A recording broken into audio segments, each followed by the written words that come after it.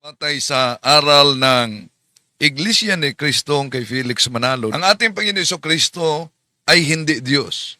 Pero, hindi daw umano pwedeng tao lang. Bakit daw ang Iglesia ni Cristo naniniwala na ang Panginoong Jesus ay tao sa kalagayan? At bakit daw dinedemote namin ang Panginoong Hesus Kristo sa pagiging tao lang? Well, mga kapatid, no, ulitin natin, hindi tao lang. Iba kasi yung tao lang, na katulad natin, mga tao lang. Ang natunghayan ninyo ay si Shubaldi dahil siya kaanib ng Iglesia ni Cristo. Ayon sa kanya, Bakit daw ang Iglesia ni Cristo naniniwala na ang Panginoong Jesus ay tao sa kalagayan? At bakit daw dinedemote namin ang Panginoong Hesus Kristo sa pagiging tao lang? Well, pero hindi daw umano pwedeng tao lang. hindi tao lang. Iba kasi yung tao lang, na katulad natin, mga tao lang. Bakit? Dahil Bukod sa siya ay ginawang Panginoon, mga kapatid, siya ay tagapagligtas. at kung maalala ninyo, meron na tayong reaction video sa pahayag niya at may resback si Shubaldi na kaanib ng INC na ang aking pahayag daw, ang aking reaksyon ay napakababaw ng luhika. Kaya inanyayahan niya ako magsuri sa Iglesia ni Cristo. Wag ako, Mr. Talibong, iba na lang. Hindi mo ako maloloko sa mga ganyan. Mukhang kailangan pa ata ni Wendell talaga mag-research, no? Brother Wendell, pag gusto mo magpadoktrina sa iglesia, sabihan mo lang ako. Mapanuri kayo. Sa mga logic pa lang Wala, eto si Mr. Wendell Talibong. Kapag eto nakatapat ng isang totoong ministro sa iglesia, wala. Sa akin pa nga lang, butata na Yan, si Shubaldi. May mga reaction video siya kaugnay sa pamamahayag ng Iglesia ni Cristo. Yon ang kaniyang pahayag. Sa akin pa nga lang, butata na Tatalakayin natin ito.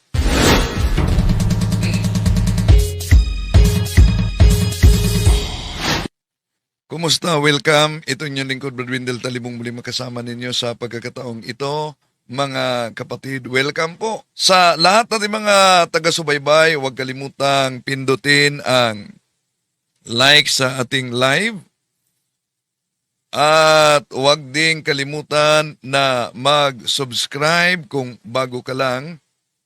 At pindutin ang bell button para updated kayo.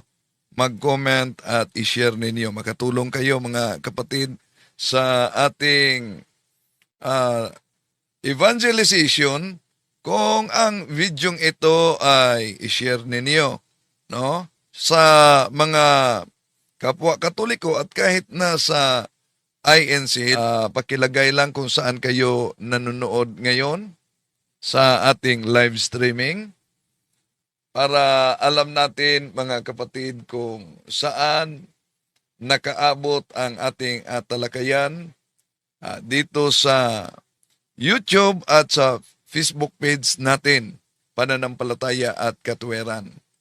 May link diyan mga kapatid. Ang pangalawa nating channel, Pananampalataya at Katwiran, nasa link. Nanyaya natin na mag-subscribe. Di na natin pa tatagalin pa, isa-isahin natin yung kaugnay sa aral ng INC sa kanilang pahayag na si Panginoong Kristo ay tao sa likas na kalagayan at hindi siya Diyos. At hindi siya kapantay ng Diyos. Ito na video din, nagsagawa ng reaction video si Shubaldi. Pakinggan natin.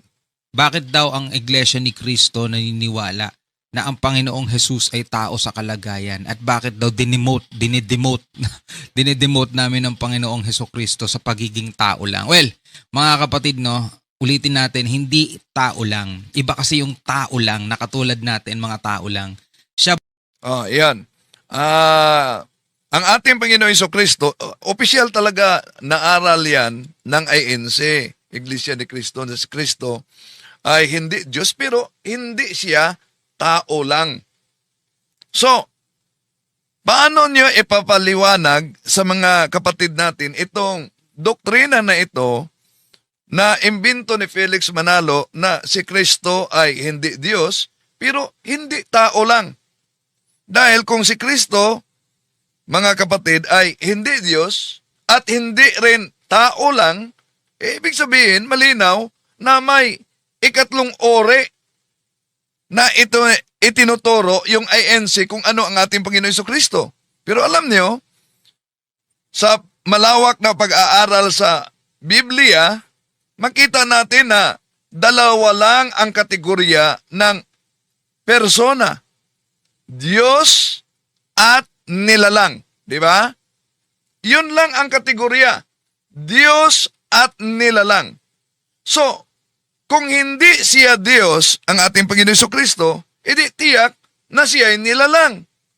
At iyon ay pagiging tao lamang. Pero di nila matanggap na ang ating Panginoon Jesucristo tao lamang. Oh. So, dalawa ang uri sa Biblia. Diyos at nilalang. Kaya nga kung tingnan natin ang mabasa sa Isaias 45, versikulo 5, ito ang mabasa. Ako si Yahweh, ako lamang ang Diyos at wala ng iba. Palalakasin kita kahit hindi mo ako kilala. At ito din na talata ang ginagamit ng mga INC para tutulan na ang ating Panginoon Jesucristo ay Diyos. No, dahil ang tunay na doktrina, ang ating Panginoon Jesucristo ay tunay na Diyos at tunay na tao. Ngayon, kung ang ating Panginoon Jesucristo ay hindi Diyos, saan siya ilalagay? Dahil dalawa lang ang kategorya. Ano yung kategorya? Nilalang at Diyos. Kung hindi siya Diyos, saan siya ilagay? Sa panig ba ng nilalang? Pero malinaw sa aral ng INC na malinaw para sa kanila, tao ang ating Panginoon Jesucristo. Di tayo totol, mga Katoliko, na ang ating Panginoon Jesucristo tao. Pero tutol tayo sa aral na mula pa noon ni Arius, na si Arius, yun ang dahilan na Arianism, na ang ating Panginoon Jesucristo ay tao, hindi Diyos. Kaya, ang INC ay revival ito sa Arianism. So, inaamin ng INC, tulad sa Arianism, na ang ating Panginoon Jesucristo tao, hindi Diyos. Inaamin nila sa kanilang aral na ang ating Panginoon Jesucristo ay ipinanganak, nagutom, napagod, namatay. May laman at may dugo. Iyan ang katangian ng tao at ginagamit nila, mga mahal na kapatid, ang unang Timoteo Kapitulo 2 versikulo 5 na ang ating Panginoon Jesucristo ay tagapamagitan sa Diyos at sa tao. Ya, naunang tinatalakay natin yan sa pagsagot natin ni Arnel Tumanan. So kaya, kung ang ating Panginoong Jesucristo ay hindi Diyos, di ibig sabihin tao lamang siya. Walang ibang opsyon. Dahil sa Biblia, dalawa lang ang persona, Diyos at nilalang. Oh?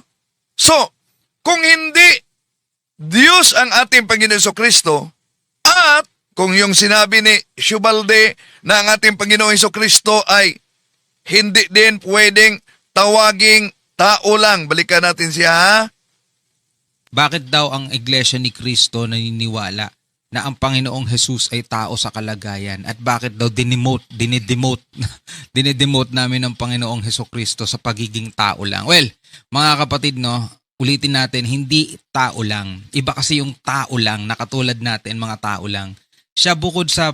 Oh, yan. Yun talaga ang panindigan ng INC. Hindi siya tao lang. So, balikan natin. Kung hindi siya Diyos at hindi rin siya tao lang, ano ang ating Panginoon Jesucristo? Alang naman anghel na binanggit sa Hebreo Kapitulo 1, versikulo 5 hanggang 6.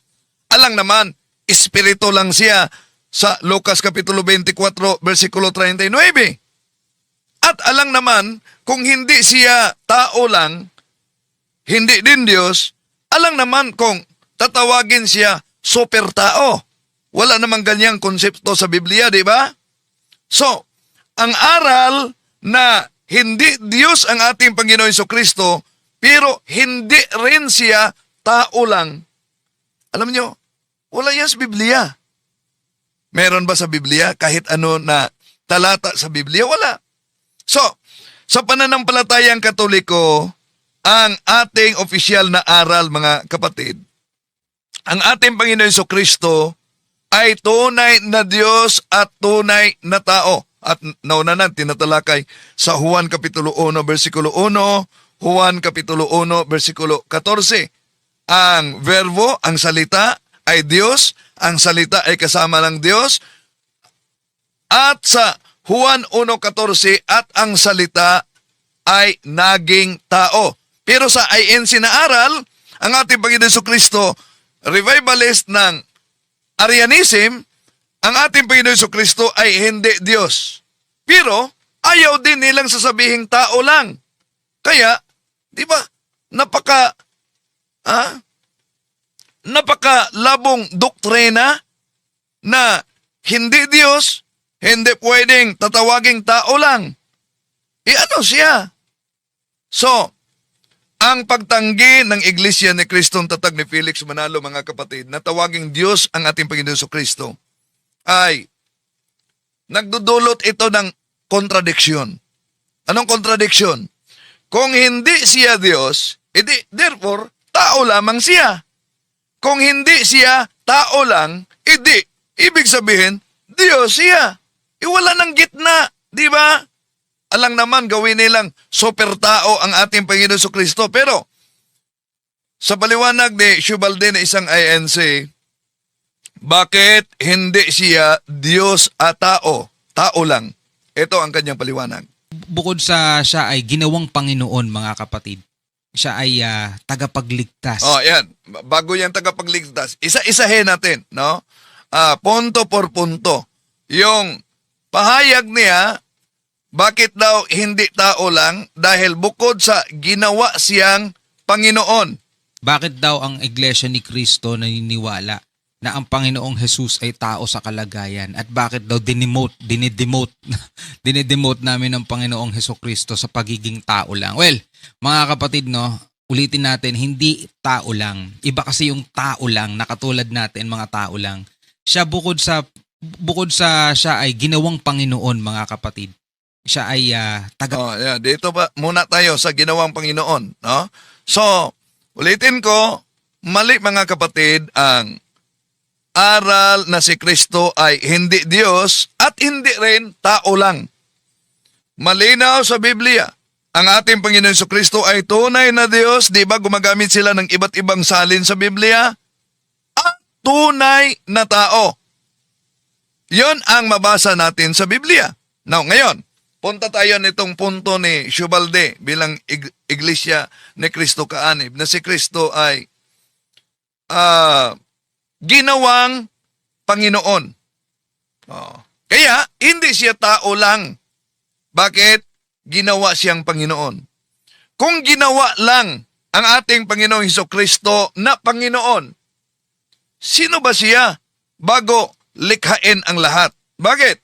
Diba, kung balikan natin ang Juan Kapitulo 1, versikulo 1, sa pasimula ang salita, ang verbo, at ang salita ay Diyos.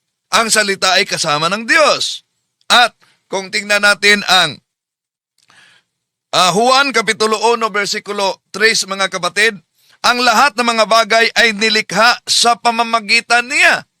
So, ngayon, hindi maaring gawin na Panginoon ang may likha ng lahat, di ba ba? So, ang ginawang Panginoon sa Gawa Kapitulo 2, versikulo 36 na ginagamit sa mga INC para tutulan ang pagka-Diyos ng ating Panginoon Jesucristo. Litin ko, ang Gawa Kapitulo 2, versikulo 36, dahil mabasa diyan ginawang Panginoon, iyan ay ukol sa kaniyang pagkatao dahil ang ating Panginoon Jesucristo both human and divine, tunay na Diyos at tunay na tao. Ginawa siyang Panginoon at Kristo na mabasa natin sa Gawa Kapitulo 2, versikulo 36. hindi ito tumutukoy sa kaniyang pagkadiyos, kundi sa kaniyang sa kaniyang pagtaas bilang Mesiyas. Kanyang otoridad bilang taong tagapagligtas. So, bilang Diyos, siya ay Panginoon na. Bilang tao, siya ay itinalaga at ipinahayag ng Ama bilang Panginoon. Hindi rin siya tao lang. Kaya nga, kung tingnan natin ang Kolosas Kapitulo 2, versikulo 9, mabasa natin na sa kanya nananahan ang buong kapuspusan ng pagkadiyos. Saan yung tao? Yun ang binanggit sa Juan Kapitulo 1, versikulo 14 na ang salita ay naging tao. So, hindi naging Diyos ang tao. Ulitin ko, hindi naging Diyos ang tao. Ang Diyos ang nagkatawang tao. Sa dual nature ng ating Panginoon Jesucristo, both human and divine, ang kanyang pagkadiyos ay hindi ang kanyang pagkatao. Ang kanyang pagkatao ay hindi ang kanyang pagkadiyos. Ngunit ang kanyang pagkadiyos at ang kanyang pagkatao ay iisang banal na persona ni Jesus. So, si Panginoon Jesucristo, nang ginamit nila ang Gawa Kapitulo 2:36, hindi ibig sabihin na ang ating Panginoon Jesucristo ay ginawang Diyos. Siya ay Diyos na nagkatawang tao. At bilang tao, siya ay ipinahayag ng Ama na Panginoon para sa ating kaligtasan, mga kapatid. Ngayon, punta tayo sa sabi ni Shubalde.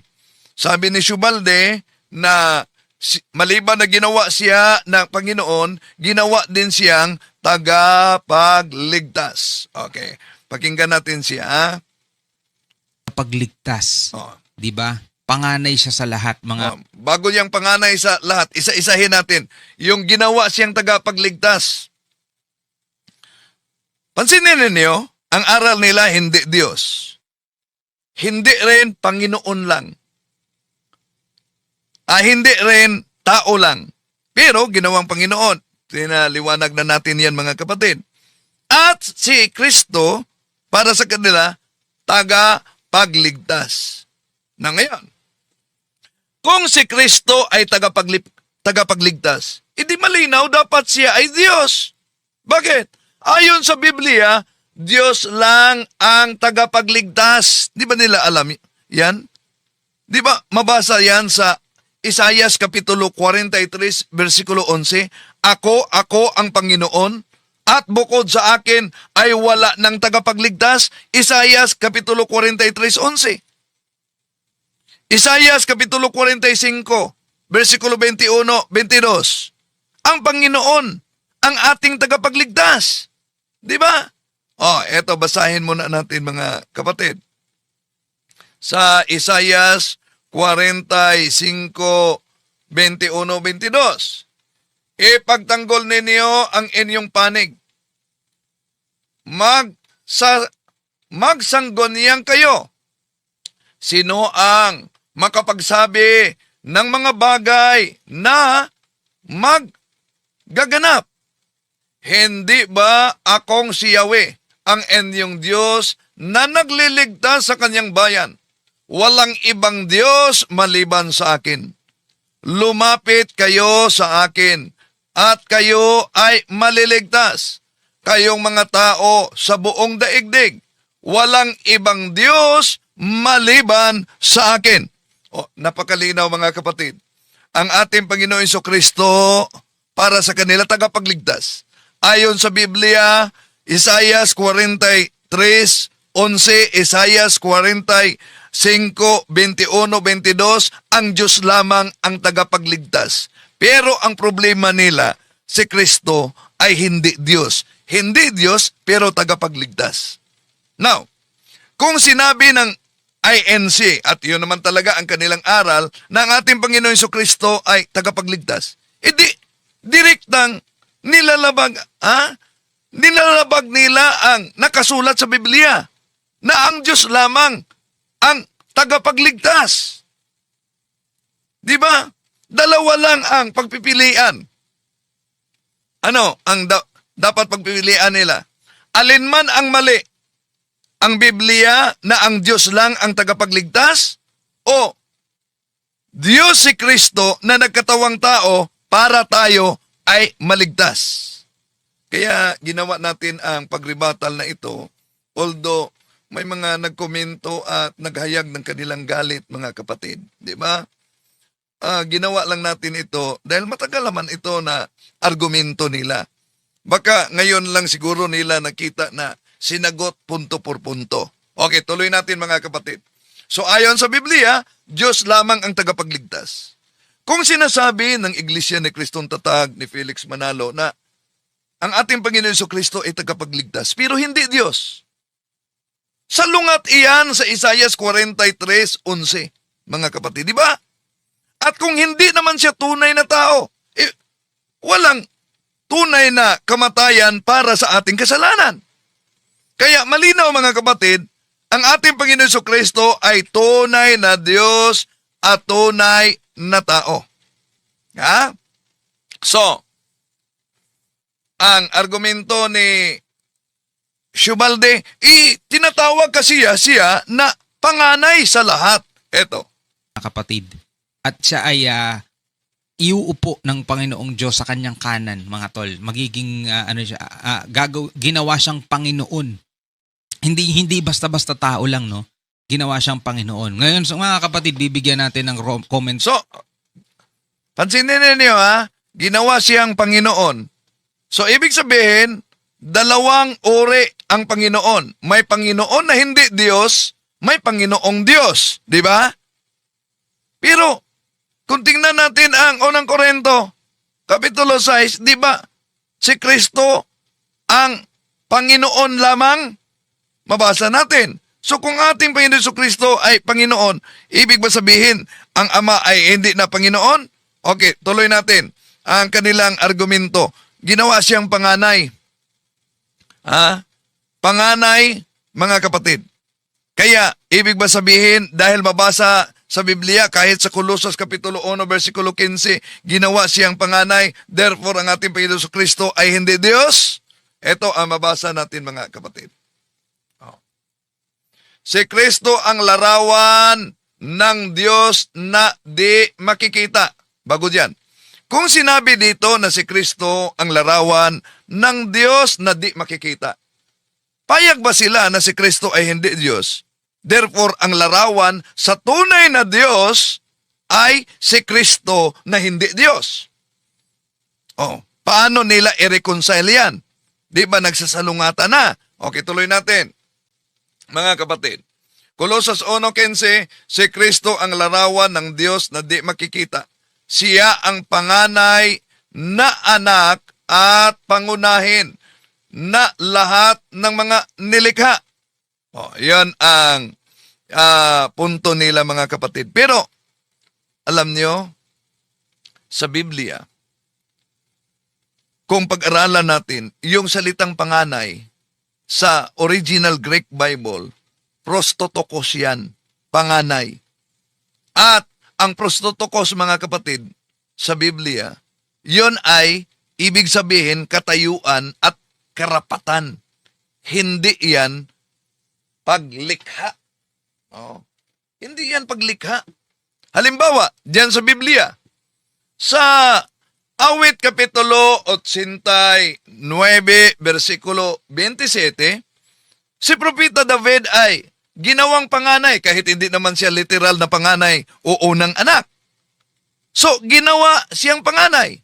Nasa Awit Kapitulo 89, versikulo 27 yan. So, anong punto yan? Nang mabasa natin, gawin ko siyang panganay, mabasa diyan, kataas-taasan sa mga hari ng lupa. So anong ibig sabihin diyan? Ibig sabihin, yung panganay may kapangyarihan. Ibig sabihin, yung panganay tagapagmana. Ibig sabihin, ang panganay sa Greek, prostotokos, mga kapatid, pinadakila siya. So, kung si Jesus ay nilikha dahil siya ay panganay, hindi pwedeng lumikha ng lahat ang ating Panginoon Hesus. Pero tingnan niyo ang Colossus Kapitulo 1, versikulo 16, 17. Di ba mabasa natin na sapagkat sa pamamagitan ng ating Panginoon Jesucristo ay nilikha ang lahat ng mga bagay at sa Kanya nananatili ang lahat. Tanong batay sa lohika mga kapatid. Paano magiging nilikha si Jesus kung lahat ng mga nilikha sa pamamagitan ni Jesus mismo? Kasama ba siya sa salitang lahat? Hindi maaaring likhain ang isang nilikha. Yung manlilikha ng lahat, di po ba? Okay, punta tayo sa, sabi niyang, umupo kasi sa kanan.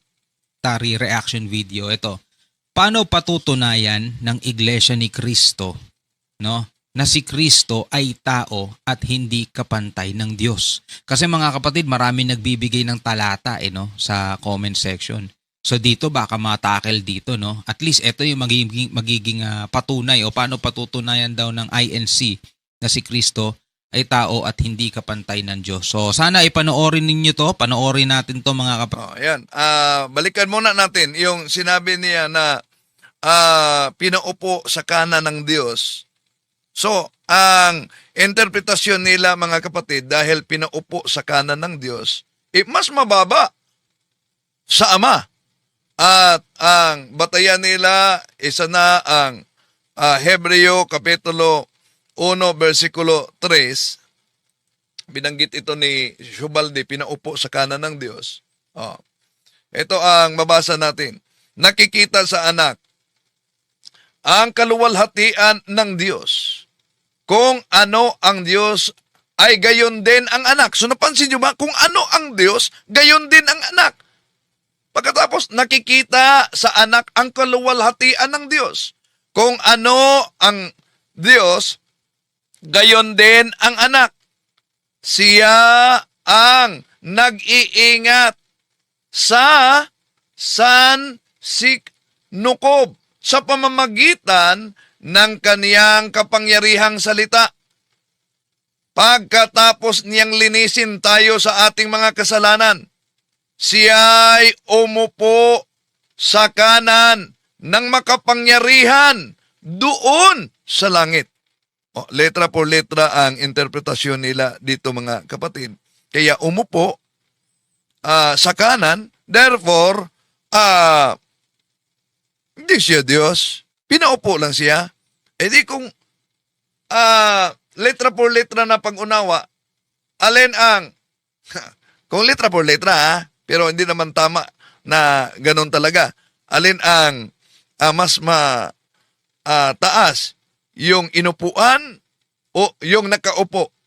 Pero sa kultura ng mga Hudyo, mga kapatid, yung nakaupo sa kanang kamay, ano po ba yun sa kultura ng mga Hudyo? Dahil Bible must be interpreted according to the context in which it emerged. Sa kultura ng mga Hudyo, yung nakaupo sa kanang kamay, ibig sabihin, kapantay sa kapangyarihan. Ibig sabihin, taglay ang otoridad ng hari. Pero Hebreo Kapitulo 1, versikulo 8. Anong sabi sa Hebreo Kapitulo 1, versikulo 8? Ito ang pahayag.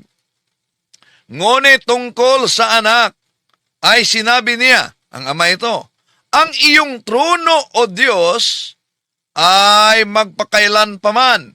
Ikaw ay maghahari, may katarungan. Napansin niyo ang nakasulat, ito'y iniwasan nila. At kung di man iniwasan, maghanap sila ng ibang salin na Biblia para lang sumang-ayon sa kanilang interpretasyon. Balikan natin ang nabasa natin sa Hebreo Kapitulo 1, versikulo 8. Kung ang anak dito ay tinatawag na ng ama na O Diyos, paano siya magiging hindi Diyos? Di ba? Napakalinaw tinawag siya O Diyos. Pagkatapos, hindi Diyos. So, ang kalikasan ng ating Panginoon Hesukristo, siya ay tunay na Diyos at tunay na tao. Bilang Diyos, of course, walang simula. Bilang tao, may pag-upo, may pagpasakop.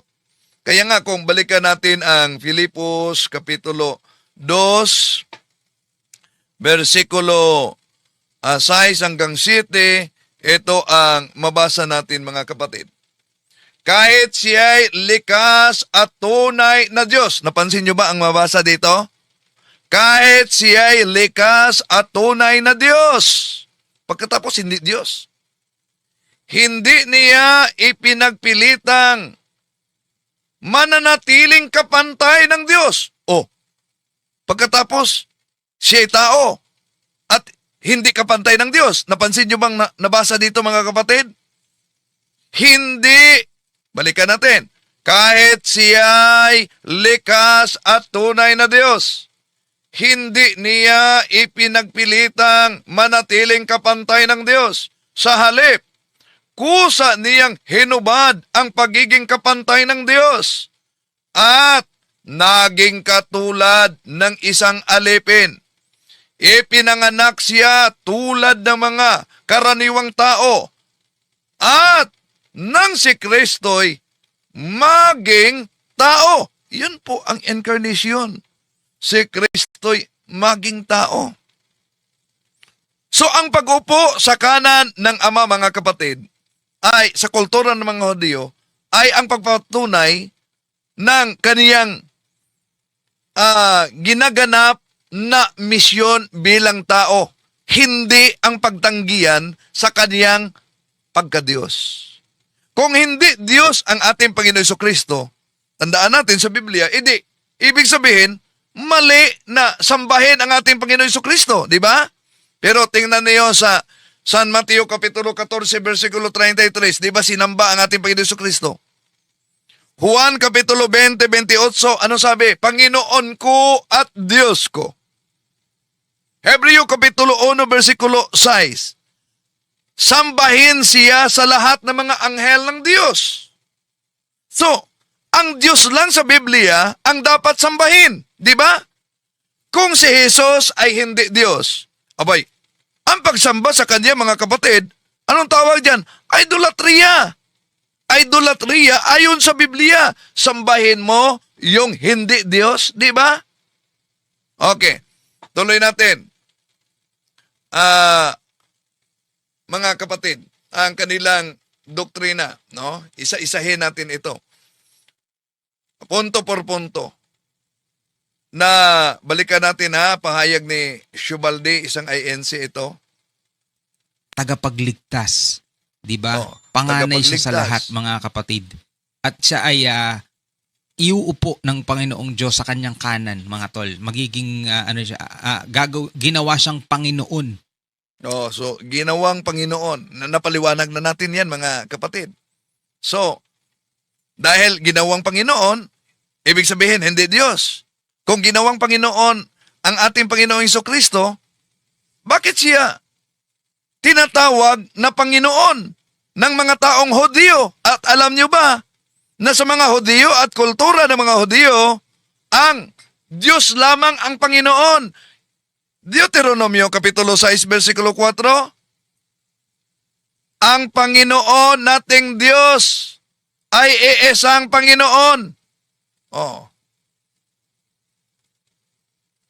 Deuteronomio Kapitulo 6, versikulo 5, Shema Israel, Yahweh, Elohe, Yahweh, Ekad. Pakinggan mo Israel. Si Yahweh na ating Diyos ang iisang Panginoon. Oh. So para sa mga Hudyo, ang titulong Panginoon, mga kapatid, tandaan ninyo, Kyrios yan. Kyrios sa Greek, Hebrew, Adonai. At ito'y eksklusibo sa Diyos. Kaya nga, kung para sa mga mahal nating kapatid sa INC, ang Panginoong Hesus ay hindi Diyos, lilitaw na dalawa ang Panginoon. Panginoon na Diyos, ang Ama, Panginoon na hindi Diyos. ang anak. Pero sa kultura ng mga Hudyo, ang Kyrios, ang Adonai, eksklusibo ito sa Diyos. Kung si Jesus ay tao lamang, mga mahal na kapatid, ang pagtawag sa Kanya bilang Panginoon, abay, malinaw na Diyos-Diyosan na yan, idolatria yan. Pero hindi yan kinundi na ng mga apostol. Kahit sa ating Panginoon Jesucristo, hindi yan kinundi na. Sabi ni Santo Tomas, Juan Kapitulo 20-28, My Lord and my God. Ano ang palusot ng mga kapatid natin sa INC? Nagulat si Tomas.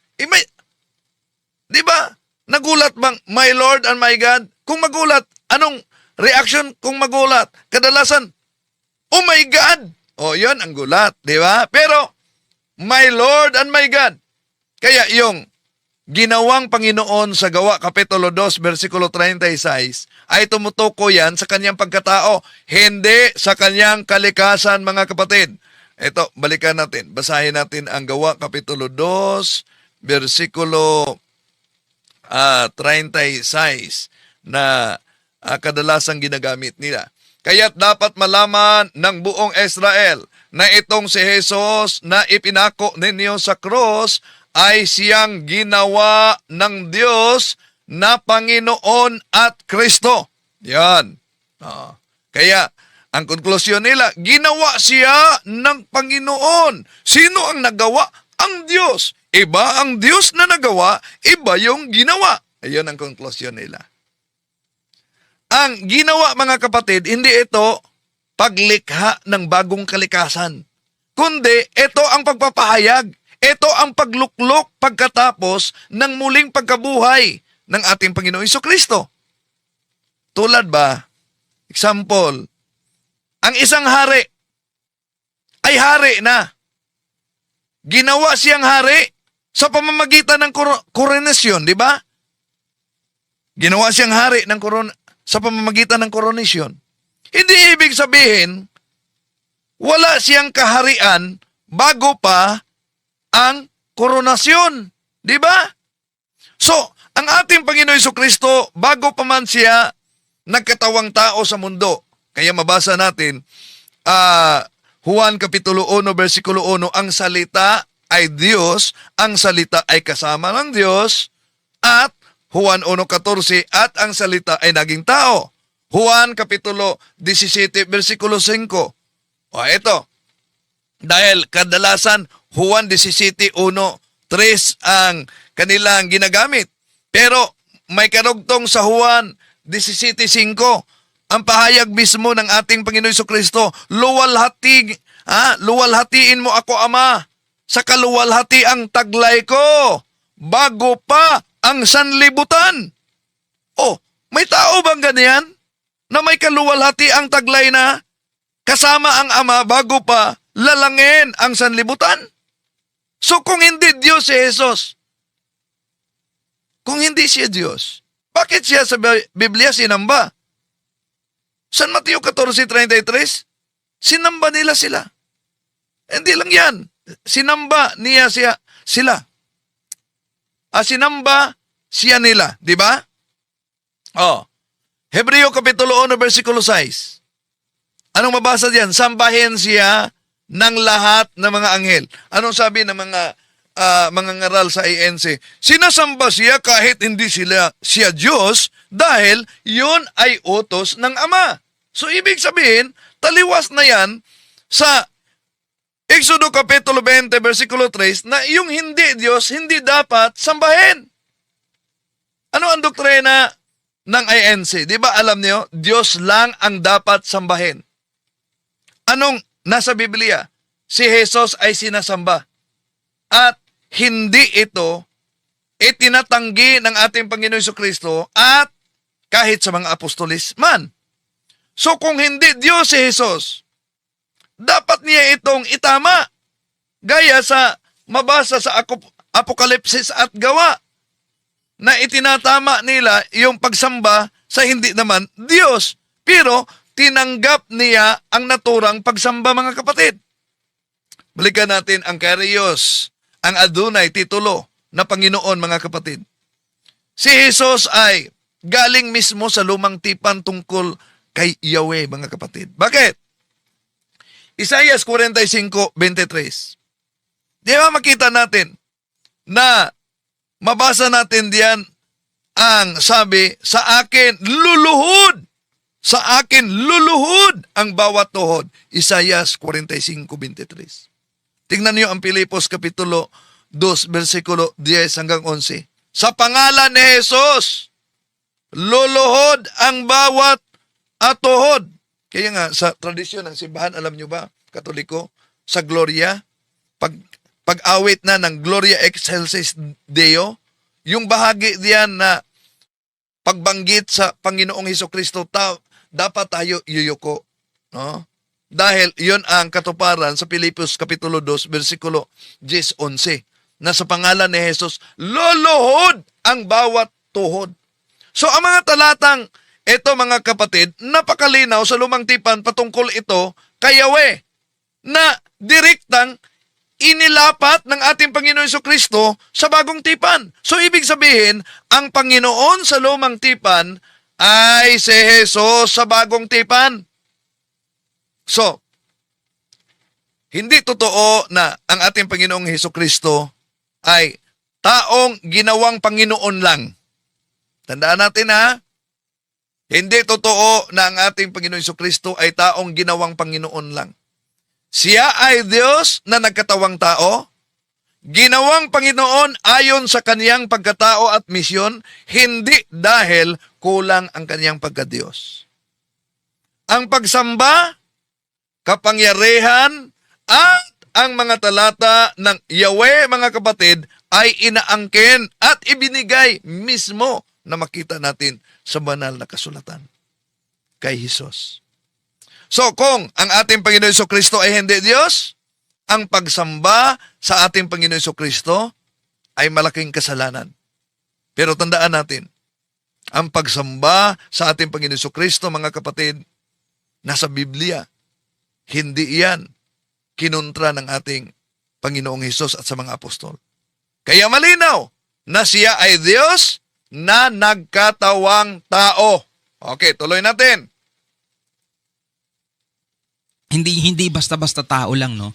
Ginawa siyang Panginoon. Ngayon, sa mga kapatid, bibigyan natin ng commentary reaction video. Ito, paano patutunayan ng Iglesia ni Cristo, no, na si Cristo ay tao at hindi kapantay ng Diyos? Kasi mga kapatid, marami nagbibigay ng talata no, sa comment section. So dito baka matakel dito, no? At least ito yung magiging patunay o paano patutunayan daw ng INC na si Cristo ay tao at hindi kapantay ng Diyos. So sana ipanoorin ninyo to, panoorin natin to mga kapatid para kahit papano maibigay ko sa inyo yung mga talata na hinahanap ninyo sa akin. Alright?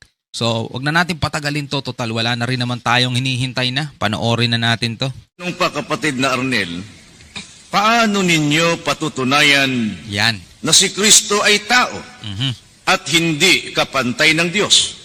Ang nagtanong po si Leonardo Ruco ng Hasmin Street, Batasan Hills, Quezon City. Itong katanungang ito, kapatid na Arnel, na paano natin patutunayan na si Kristo ay tao at hindi kapantay ng Diyos. Ang pagkilala po ng Iglesia ni Kristo, mga mahal po naming mga panauhin, ay batay po sa itinuturo ng Biblia kung ano ang tunay na kalagayan ng ating Panginoong Hesukristo. At ang ating Panginoong Hesukristo ayon po sa itinuturo ng Biblia, siya po ay anak ng Diyos. Mababasa po natin yan sa Mateo 3:17. Si Kristo po ay ginawang Panginoon. Ang gumawa sa Kanya, ang Diyos. Yan ang mga kapatid, siya ay anak ng Diyos, hindi Diyos anak. Yan kayo nagkamali, no? 'Di ba? Letra por letra ang ginagamit ng mga INC, 'di ba? Letra por letra. Sabi niya, ang ating Panginoong Hesukristo, umano mga kapatid, ay Diyos, anak ng Diyos, hindi Diyos anak. Oh, 'yun ang sabi ni Shubali. At 'yun naman talaga ang opisyal na aral. Kaya kung para sa kanila ang pangangaral ay dapat gamitin kahit ano-anong salin sa Biblia. Mapansin ninyo, pakita ko niyo ito muli mga kapatid.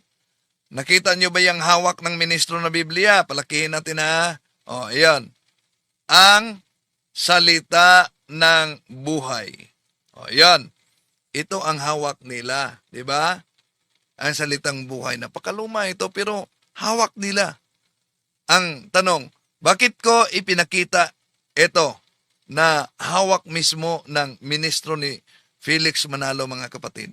Dahil magugulat tayo sa kanilang aral, di daw mabasa sa Biblia na ang ating Panginoon Jesucristo ay Diyos anak. May mabasa na anak ng Diyos. Kaya nga, kung balikan natin si Shubalde, sabi niya, Ayan ng ating Panginoong Jesucristo. At ang ating Panginoong Jesucristo ayon po sa itinuturo ng Biblia, siya po ay anak ng Diyos. Mababasa po natin yan sa Mateo 3:17. Si Kristo po ay ginawang Panginoon. Ang gumawa sa Kanya, ang Diyos. Yan ang mga kapatid, siya ay anak ng Diyos. Hindi Diyos anak. Ayan. Siya ay anak ng Diyos, hindi Diyos anak. Pero, nang sinabi ninyo na hindi mabasa sa Biblia na siya ay Diyos anak, nakasulat yan sa kanilang Pasugo Magazine at tinanatalakay at pinanindigan yan ng mga ministro. Ang tanong, ginagamit ninyo itong salin na ito.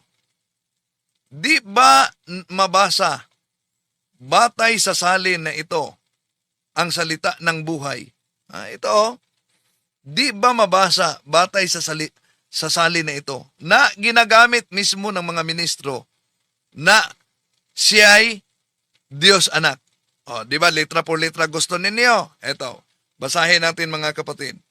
Juan Kapitulo 1, versikulo 18. Ito ang mabasa natin. Wala pang nakakita sa Diyos Ama kahit kailan. Subalit, ipinakilala siya sa atin ng Diyos anak. Kala ko ba wala? At ang salin na ito ay ginagamit nila. Di ba? Kaya, napakalinaw mga kapatid. Sino ngayon ang sinabi niyang butatana? Okay, tuloy natin. Mga kapatid, may nagsasabi, syempre anak siya ng Diyos. Di dapat Diyos din siya. Di ba sa nga nakakita ng bakang ng anak ng kalabaw? Sabing ganun. Okay, bago diyan. So, sa pahayag nila na walang mabasa at hindi siya Diyos anak, anak siya ng Diyos, mali ang pahayag na yan mga kapatid. Wala sa Biblia daw ang Diyos anak, pero itong salin na ito ginamit nila. At nasa salin mismo na ginagamit nila. Juan 1:18, mabasa ang salitang Diyos anak. Di ba? Okay, tuloy natin. No? Dahil dito naman sila gustong lulusot. Kung Diyos si Jesus, dahil tinatawag siyang anak ng Diyos, dyan sa Biblia, ang mga tao, tayo, tinatawag din tayo na anak ng Diyos. Kahit ang mga anghel, tinatawag din na mga anak ng Diyos. Kaya di batayan, kahit ito'y doktrina din ng mga, aral din ng mga Muslim, balik Islam. Di batayan na kung tinatawag siya na anak ng Diyos, ay Diyos na. Dahil ang mga tao tinatawag na anak ng Diyos. Ang mga anghel tinatawag na anak ng Diyos. Dadami ang Diyos kung gayon. Pakinggan natin si Shubalde. Tol. Well, baka hindi ka kasi naniniwala na ang mga tao ay tinatawag ding anak ng Diyos. May mga anghel na tinatawag na anak ng Diyos. Diba? Lalo-lalo na yung kanyang mga tagasunod, tinatawag niya mga anak. Kaya nga ang tawag sa kanya, ama. Diba? Ayan. Alam niyo mga kapatid, yun talaga ang madalas na counter-argument na ginagamit para questionin ang pagka-Diyos ng ating Panginoon Jesucristo. Na hindi pwede na tawagin siyang Diyos dahil sa Biblia nga mabasa, may mga tao tinatawag na anak ng Diyos. Alam niyo, ang salitang anak ng Diyos sa Biblia ay may iba't ibang gamit yan. Halimbawa, ang mga anghel, totoo. Sa Job Kapitulo 1, versikulo 6, mabasa natin, tinatawag yan na anak ng Diyos. Ang mga tao sa Exodo Kapitulo 4, versikulo 22, mga awit Kapitulo 7, mga awit Kapitulo 2, versikulo 7, tinatawag din na anak ng Diyos. Pero tandaan ninyo mga kapatid, ibang paraan ang pagkaanak ng Diyos sa mga tao at sa mga anghel.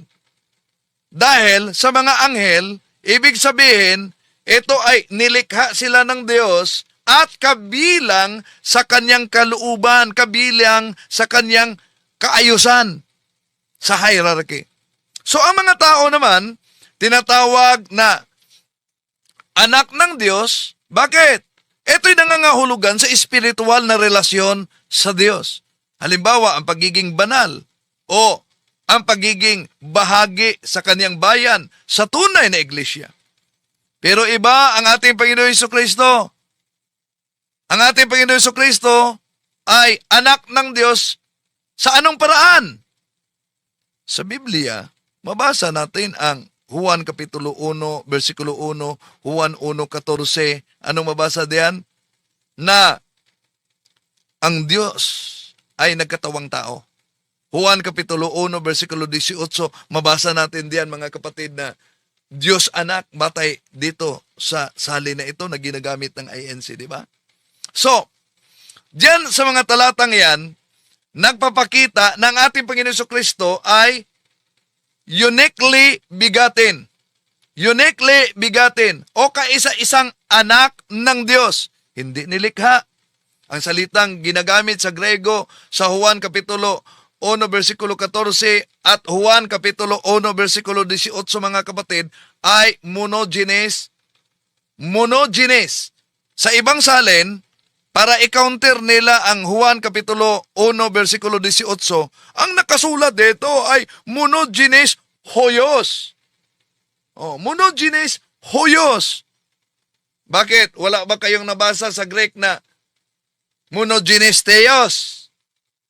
Bugtong anak na Diyos. Di ba niyo alam yan? Pag may mabasa sa Greek na monogenes hoyos, ibig ba sabihin, hindi yan monogenes theos? Di ba? Literal ang gusto nila. So ang monogenes, mga kapatid, ay literal na kaisa-isang ori. Naglalarawan ito na pagtatanging pagka-Diyos at walang kapantay. Hindi tulad sa mga tao at mga anghel. Ang ating Panginoon Jesucristo, tunay na Diyos, tunay na tao. So, sa kanyang kalikasan, Diyos siya. Hindi nilikha, kundi ipinanganak mula sa Diyos. Kaya, siya ay tunay na Diyos at tagapagligtas. Hindi ibang Diyos sa Ama dahil sabi nila, kung gayon, Diyos si Kristo, lilitaw na dami na ang Diyos.